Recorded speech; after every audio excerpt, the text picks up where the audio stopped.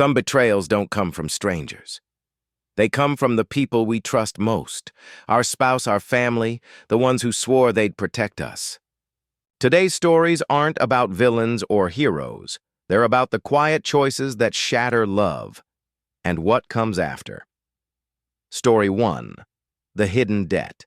Rachel had always believed that a good marriage wasn't about grand gestures or poetic declarations. It was about the quiet agreements, the routines, the invisible labor that held two people together. She and David had been married for nearly 12 years. Their life together was neither extravagant nor chaotic. It was structured, responsible, and she thought trustworthy. They met in their late 20s, both cautious form past relationships that had burned out too fast. David worked in logistics, meticulous, reliable, grounded. Rachel, a school counselor, spent her days helping teenagers navigate the messiness of adolescence. At home, she found peace in order budgets, balanced calendars, coordinated a home where things rarely spun out of control. They were the kind of couple who meal prepped on Sundays, bought groceries in bulk, and always paid their credit cards in full. Rachel let David handle most of the finances. He liked numbers. She liked that he liked them. Once a month, he'd print out their expenses and explain everything over coffee at the kitchen table. But the reports had stopped sometime after the pandemic. Things got busier, or so he said. And Rachel, juggling remote work and emotional burnout from students in crisis, didn't push. She trusted him. Until the call. It came on a Tuesday afternoon while she was organizing a school mental health workshop. The number was unfamiliar, the voice too polished. "Mrs. Mitchell, this is Karen from American Trust Collections. We've been attempting to contact your husband regarding an outstanding balance. You're listed as a co-signer." Rachel blinked. "Excuse me," the woman continued, her tone clinical. "The amount currently owed is $53,712.82. It's been delinquent for 6 months. There are multiple consolidated accounts under your joint profile." Rachel's ears buzzed. She felt the ground shift beneath her feet. There must be a mistake. There wasn't. She hung up without finishing the call, her hands trembling.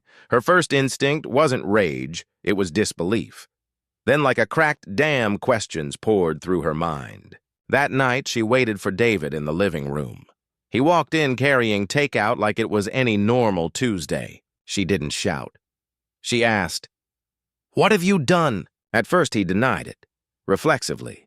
Then slowly, shamefully, he confessed. It started, he claimed, with one loan. The company had cut hours and he didn't want to worry her.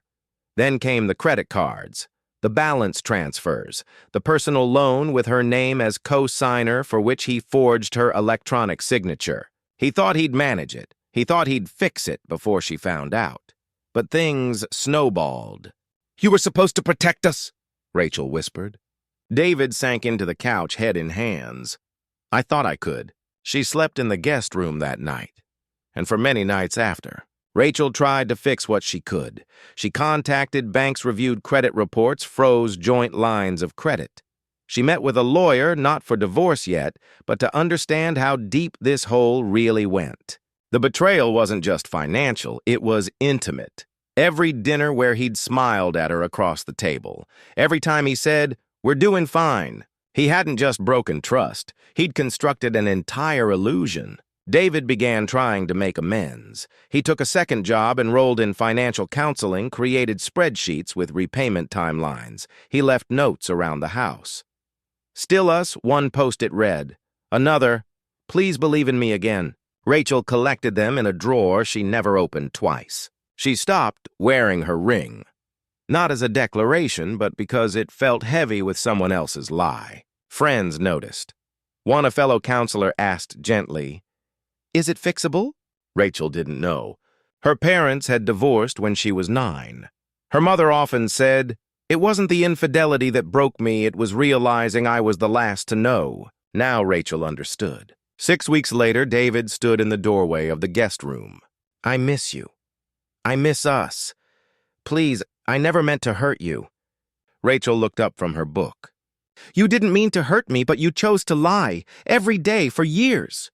He nodded silent. I think I'm done, David. Not because I stopped loving you, but because I stopped recognizing who you became.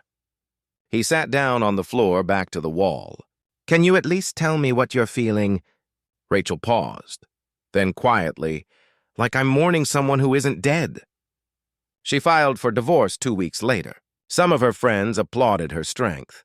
Others asked if she might forgive work through it. But Rachel didn't want to rebuild on broken ground. Love wasn't enough when trust had expired. She moved into a small apartment, started attending yoga again. Her credit would take years to recover. Her heart maybe longer. But she could breathe. For the first time in months, she could breathe. Was she abandoning a marriage too quickly or saving herself from a lifetime of hidden debts? Right or so wrong? You decide. Story 2. The Wound. That named itself love. Marcus never imagined that one day forgiveness would feel more brutal than betrayal. He had been married to Elaine for 17 years. She was the woman who wrote him notes in the margins of books, the woman who baked pies from scratch even when no one asked, the woman who once upon a time made him feel like the luckiest man in the world. They met in college. He was the quiet, serious engineering student. She was a literature major who lit up every room. They were an unlikely match, everyone said, but it worked. He gave her stability. She gave him poetry. They built a life together. 2 kids, a modest house in the suburbs, the kind of routines that settled into muscle memory school drop-offs, late-night laundry folding, Sunday grocery runs. They weren't glamorous, but they were steady, safe, real. Marcus thought that was enough, until the night Elaine cried in the kitchen. He had just gotten home from work late again. Deadlines, overtime, pressure. He walked in, loosened his tie, and saw her wiping down a perfectly clean counter. Her back was stiff. Her eyes, when she turned, were red. "We need to talk," she said. He thought someone had died. He never expected it was them. "I cheated on you." The world slowed, then blurred. Elaine spoke quickly as if speed could lessen the weight. It happened once, with a coworker, after an office retreat. It wasn't planned, she said. It just happened. Marcus couldn't breathe. "Why?" She looked at him, tears spilling. "Because I was lonely. You're never here. You haven't been present in years." It felt like being stabbed and blamed for the knife. He slept in the basement that night. He stared at the ceiling for hours, trying to pinpoint the moment their marriage had cracked. Not shattered, cracked. A slow, silent fault line beneath years of schedules and obligations. Marcus knew he'd withdrawn. He worked long hours. He missed school recitals. He forgot their anniversary once. But he thought Elaine understood. He was doing it for them. For the mortgage, the college savings, the security. He never thought she'd look for comfort in someone else's arms. Elaine didn't beg. She didn't justify. But she didn't apologize in the way he needed either. It wasn't about him, she said. It was about feeling invisible. Marcus wanted to scream. "So you made me feel disposable." But he didn't. He just nodded. For the next few weeks, they lived like ghosts. Meals passed in silence. The kids noticed, but no one said anything. Elaine moved into the guest room. Marcus went to therapy alone. He wanted to hate her. Some days he did. Other days, he missed the woman who used to tuck love notes into his lunchbox. She asked once quietly, "Do you want a divorce?" He couldn't answer. What he wanted was impossible. He wanted this to have never happened.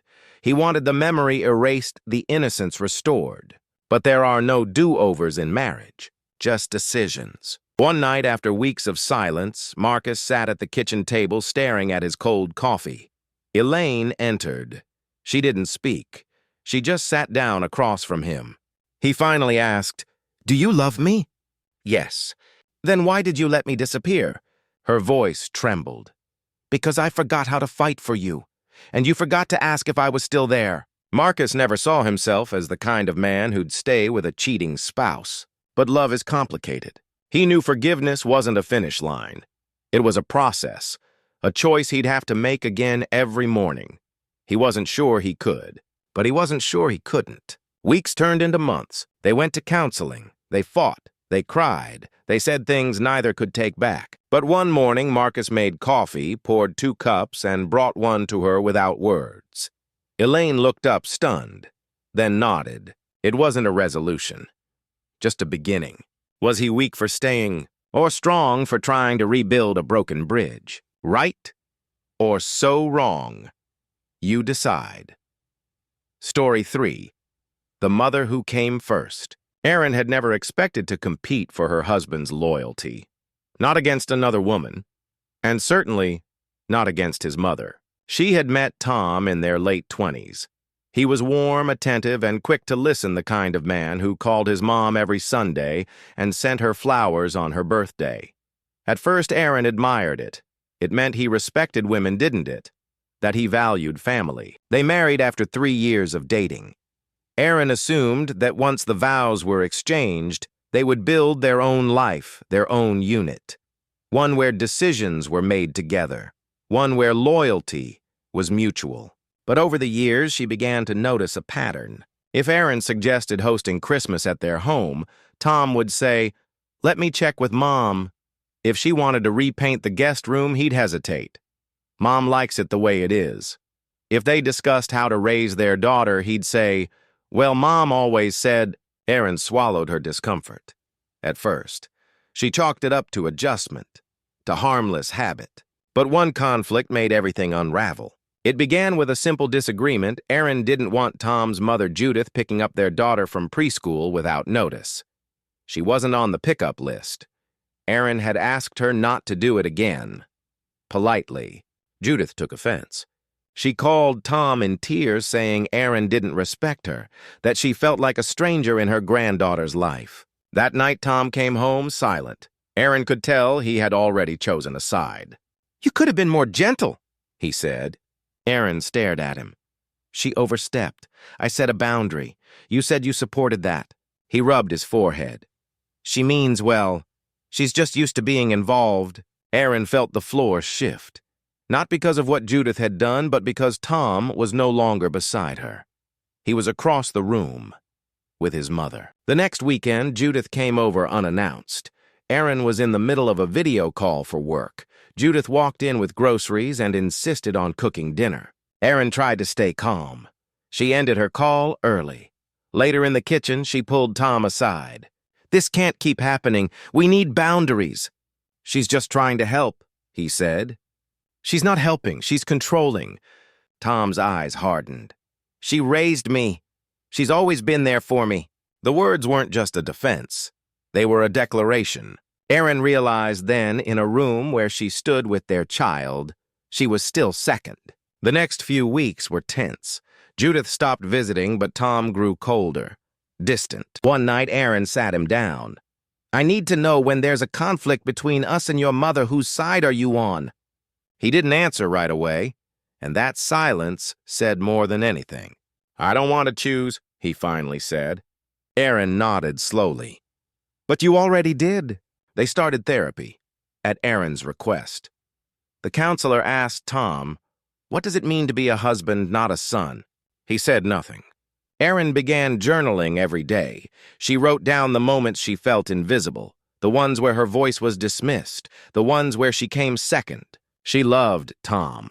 But love wasn't a prize for obedience.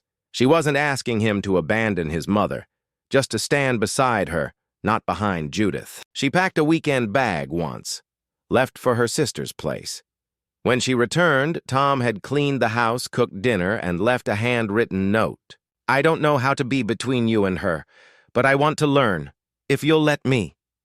It wasn't an answer, but it was the first sign he was listening. They're still together, still working on boundaries. Judith doesn't drop by unannounced anymore. And Tom has stopped beginning sentences with, "Well, Mom always said." Erin hasn't fully healed. The wound of being second still flares up sometimes. But she watches Tom now, how he pauses before speaking, how he looks at her in hard conversations. And she knows he's trying. Is she right to stay and give him that chance? Or should she have walked away the moment he let her fall alone? Right or so wrong? You decide.